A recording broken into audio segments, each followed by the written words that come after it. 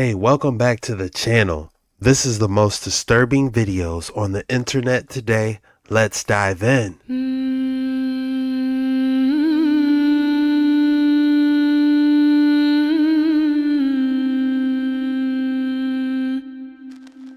The mysterious Easter Island statues. Let's take a closer look. Did you hear about the huge scientific announcement and discovery on the Easter Islands last week on these statues that have mysteriously been a part of the island forever? For the first time, scientists have been able to shoot photon protein fiber beams with LiDAR AI technology to see what's under the surface of the Earth as if they dug down. And they found symbolage on the chest that they never knew was there, and then that hand signalage. The crazy thing is the symbolage on the chest is Egyptian hieroglyphics. And they're like, how in the world did Egyptians get to the Easter Islands 6,000 to 10,000 years ago? Because that's how old the writing is. And the Egyptian writing's a little different. They're calling it Reformed Egyptian. The hand signalage, they said, is very common. It's just is on Egyptian statues saying, bring health through my belly button, bring health to my body through my navel. But the meaning of the Egyptian on the chest is saying, we humanity have sky cousins who will come down in a vessel to lift humanity up to the next level. And so now religious scholars, scientists are trying to figure out the meaning, but part two will. Did you hear about the huge scientific announcement and discovery on the Easter Islands last week on the... What a interesting theory on the Easter Island statues. One thing is for certain, those things are absolutely massive. In this next terrifying video, we take a look at a possible alleged real witch in Mexico. ¿Qué está? Está arriba la tumba. Está arriba la tumba. Vente pues. ¿Qué? Vente. ¿Qué le entiendes, quité? ¿Te dolió serte en el espejo? ¿No te gustó? ¿Qué? ¿No te gustó el espejo? Cobarde, bájate de ahí. Bájate de ahí, cobarde. Mira lo que te tengo para ti. Paula. Bájate, o vuelas pues. Si eres tan bruja como dices, ¿por qué no vuelas? ¿Para qué? ¿Sabes dónde lo tienes que agarrar, verdad? ¿Sabes en dónde lo tienes que recoger? ¿Para qué te haces tonta? ¡Bájate! ¡Bájate de ahí! ¡Que te sientas muy débil! ¡Sí, te sientas muy débil! ¡Aquí lo tienes, ¿ves? Bueno, acércate a ella. Acércate a ella, güero. Acércate poquito, güero. Que huele por ti, es cierto. A ver, aquí lo tienes, ahí está. Fuerte también te lo ciega, pues. Si tampoco tienes algo para ver, ahí lo tienes, míralo. ¡Ay! No puedes hacerlo. No puedes hacerlo porque eres una cobarde. Eso es lo que eres, una bruja cobarde. Y lo que te espera es que... Ahí está. ¿Quién es la loca? ¿Quién es la loca? No te estoy cumpliendo. Aquí lo tienes. ¿No? Es lo que no puedes agarrar. Porque eres una cobarde. Bájate de ahí. Bájate. Si eres tan bruja, bájate de ahí. ¿Te duele? ¿A mí no me duele? A mí no me duele, bruja. Acércate. No puedes hacerlo porque eres una cobarde. Bájate de ahí. Ahí está, mira. Quiero volar, amigos. Mira, Quiero lo tienes volar. tan cerca y a la misma vez tan lejos porque no es capaz de agarrarlo. ¿Lo quieres? ¿Qué más cerca lo quieres? ¿Qué más cerca lo quieres? Ahí lo tienes. ¿Por qué no vas a callar? Porque eres una vieja loca que no es capaz de conseguir sola. Por eso, porque eres tan fracasada que no te puedes ni defender tú sola. Por eso. Y lo que te viene es peor. Bruja. Yo te lo dije. How disturbing. If you guys don't throw a net at it, look at how creepy the arm is. Like it overextends and it's got its head on it. It just moves eerie. This is definitely weird. It looks like some exorcism needs to take place or something. If you're enjoying this video, be sure to hit that like and subscribe button because we do these videos every single day. And I love to see you around here. So let's get straight back into the action. A colossal foot wearing a Greek sandal found near Naples in the 1700s.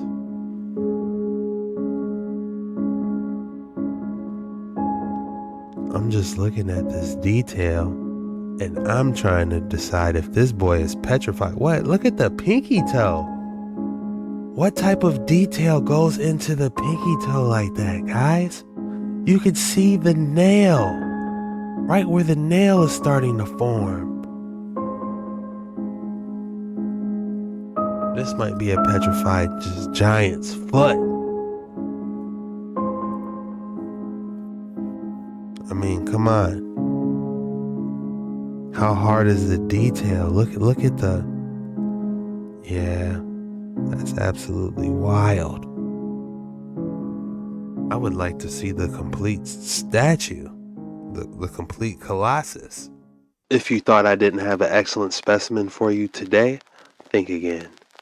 Feast your eyes on this stunning spherical quartzite. This is truly a stunning piece. Just the green gumdrops popping from this geode is truly fascinating. And then you got the rich chocolate on the back, chocolate colored backing of the actual geode, and then you have the chocolate crystals inside of it. I would call this chocolate mint. This is a good one.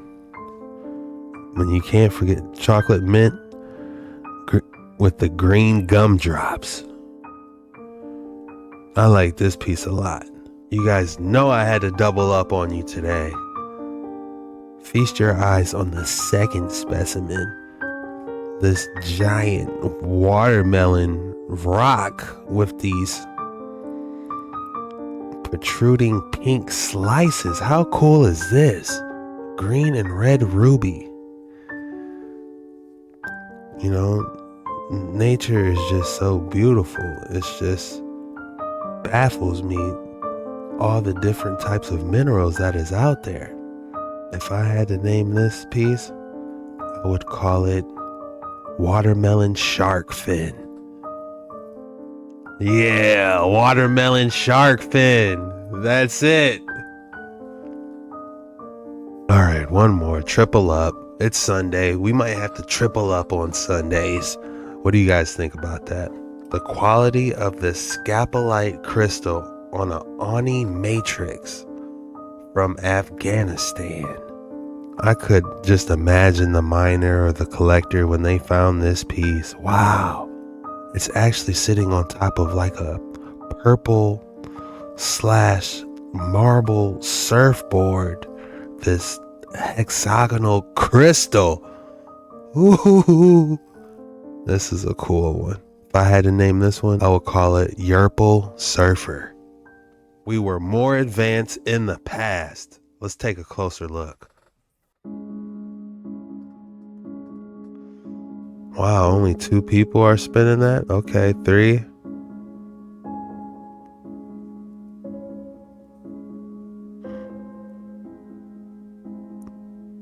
Or maybe it was meant for something bigger to generate it. That's what I'm thinking. What if you had 2 giants rotating that boy? Do you know how much electricity could be generated?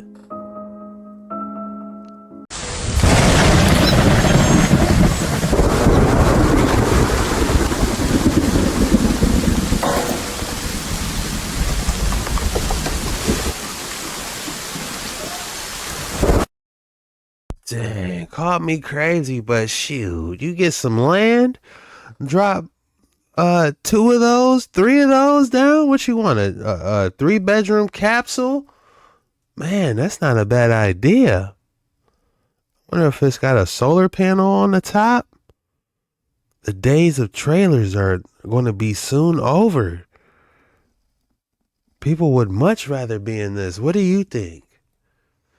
All you would need is some land. I don't know what you're going to do for the bathroom and plumbing, but, you know, you got shelter. It beats, you know, a lot of things.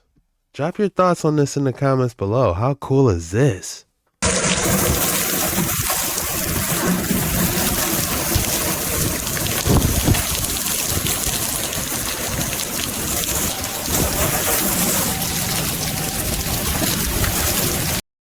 I mean, they look cool too. You're off the ground. You really don't have to worry about predators.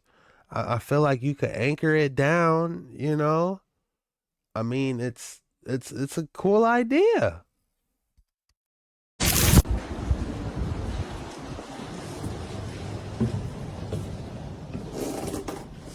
You know, it's like a futuristic cabin. I like how this ladder retracts like a UFO platform, like you're getting ready to take off. Like I said, get you a couple acres, drop one or two of those on, go to the bathroom the natural way, you'll be all right. Grow some a garden, some electroculture, get some copper rods going, get a nice little homestead, get about 2, 3 of them. I see the vision. Drop your thoughts in the comments below, or am I tripping? Okay, so I want you to notice something. If you notice, when we zoom in and you look at people, you'll notice that there's a white halo around every single person that's put into this picture. Why? Because they weren't in the original pictures. If you notice, when you're looking around in these pictures, half the people don't have shadows somehow magically. Then we go over to this little horse and buggy where literally a portion of it is missing. Literally, right? And then we go looking at these people sitting in the background, right? And you notice that everybody seems to be misplaced. Nobody in these pictures was in these pictures. These are all people that have been drawn in, photoshopped, and have erased around them to put them into the pictures. Look at it. You don't see how there's a blatant white halo around that makes it so that you can't see the streets? This is all fake fucking history. Okay, so I want you to notice something. And the scenery, or wherever this giant lion in the back is outstanding. I wonder where this is. This is the fortress of Babylon, the last stand of the Roman legions in Egypt. You can still see on the wall stains from the battle, but it was the mark of a new era in Egyptian history. This is the fortress of Babylon, the last stand of the Roman legions in Egypt. I'm trying to figure out how that happened. Like, if we get our CSI on, they would have to be battling up here. Like some type of Three Musketeers sword fight is what I'm guessing is taking place up here, and somebody lost. Point of view when you arrive at one of the 7 wonders of the world. I wonder what are all the 7 wonders. Okay, yeah. That's in Jordan. Petra, Jordan. This was definitely CNC etched out. Now I'm looking at this thinking this is not carved out. This is ancient technology. We need to talk about this. This is granite carved to perfection. It requires a diamond tip drill bit, which they did not have 1,000 years ago. Now, a lot of people jump to ancient aliens or some conspiracy theory. Understanding their tech would be like trying to explain a cell phone 200 years ago. So I'm going to explain it with cymatics. If you follow me, you know that this is vibrating water on a speaker, makes these cool patterns. But cymatics can decode everything you see. This is the Konark Sun Temple. I think you know where I'm going with this. This is exact, it's not close, it is perfect. Let's take a look at the pillars. That is a sound wave, that is a sound wave, that's a 3D sound wave. Our culture is obsessed with the how they did it, but we got to look at the why they did it first. Another important concept, sound travels through the air in spheres. And if you take that sphere and you track it through time, it starts to look like these very complex pillars. This is one of our acoustic resonators that we use today. This is a Hindu temple. This is a high frequency oscillator. It's used to keep time in digital devices. If we go across the pond to India's neighbor, we come across this cool temple called Angkor Wat. Left is the sensor, right is the temple diagram for Angkor Wat. If you're like me, you grew up thinking that these were just myths used by religion to keep society under control. And that's true if you don't have the piece that connects it all. What type of power tool did they have, is what I'm thinking. Now we have another 4,000-year-old statue. I'm starting to see mechanical precision. And this is marble. Look at the strikes on the eyes. This might be hand. Somebody might have done this by hand. It could be possible. Are you kidding me? Look at this. Wow. This is fit for a king. How nice is this furniture? I don't think I have ever seen a couch so nice in my life, to be honest. This is probably the best living room set or whatever this is I've ever seen in my life. Don't forget, it's live.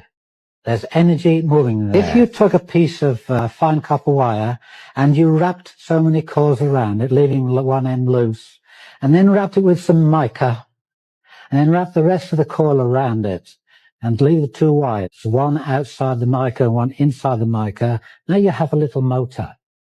But it won't work the motor as it is. You put it in a vise or something to squeeze it at the center, then the two wires will make a little motor run. It's what you call piezoelectricity.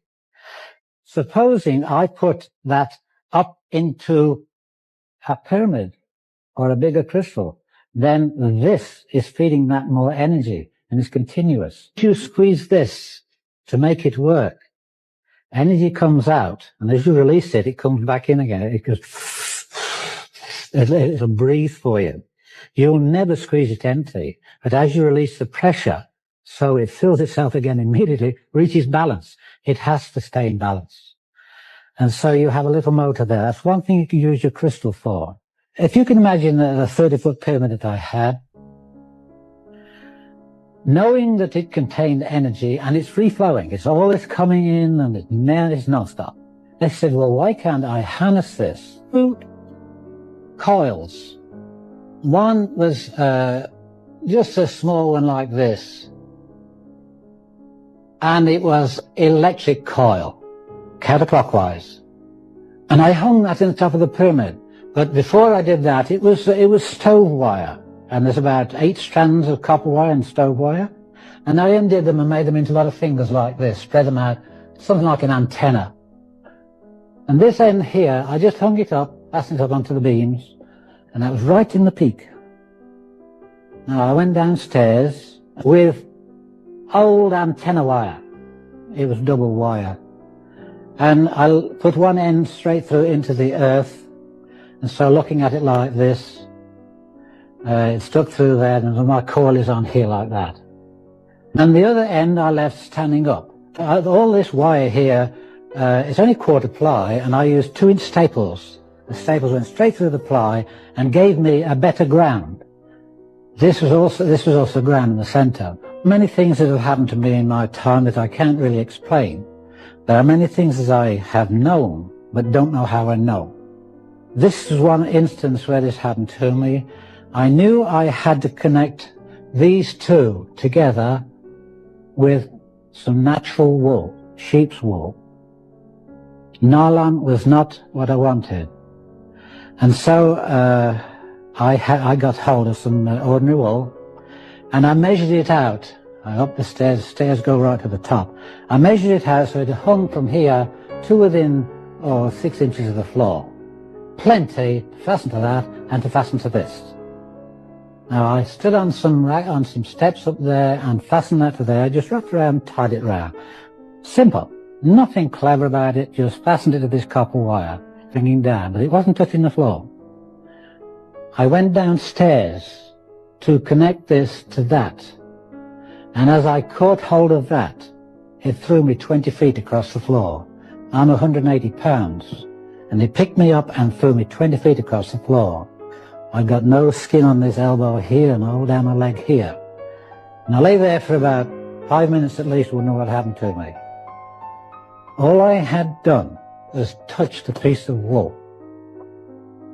Now, this wool had gone through, it wasn't even connected to this, it had gone through my cube root of the pyramid, which was about here, and up to the point, the second magnitude there, and that part was connected. And when I touched that, I grounded the whole damn thing, and it threw me 20 feet across the floor. I didn't know what had happened to me, and the result of it was, I took the whole thing to pieces. I still have the parts. I realized that I was fooling around with something I didn't really understand. It taught me a lesson, but it also meant that I could stand here and tell you, don't fool around with these crystals until you know what you're doing. But it would be nice to see some type of alternate energy source besides harnessing from the ether. You know, charging crystals or something up for energy. It sounds cool. Something straight out of a science fiction book. Could UFOs harness the power of these crystals? Egyptian hieroglyphs of the Great Flood found in New Mexico. Now traveling into New Mexico, here we have the message right here, and we have a lone symbol up here. There would have been a handprint over this. This would have been the signature of the person that left this message. Professor Barbara Rock, who is also an epigrapher, tried a lot of different ways to decipher these symbols, and she struck out on all accounts until she tried using Demotic Egyptian, and then she used every one of these symbols as a compound symbol, meaning she broke them all down into smaller symbols. She said when she did that it read like a story, and her interpretation of this was that it had raining for a long time. There was great floods and the waters was raising. They tried dual sacrifices, but that didn't work, so they was burying their valuables and the records of their peoples and headed for the tops of the mountains for safety. She says she was able to use demonic Egyptian to be able to decipher that. Man, I would be staying far away as possible from that site. The code word for today is Sunday Action. Go ahead and drop Sunday Action in the comments below. It lets me know you made it all the way through the video and you're a real one. And I just want to say thank you for your support. You're a real Dark Waters 9 diver. We go deep on these waters. And I just want to say thank you. This was the most disturbing video on the internet today. See you tomorrow.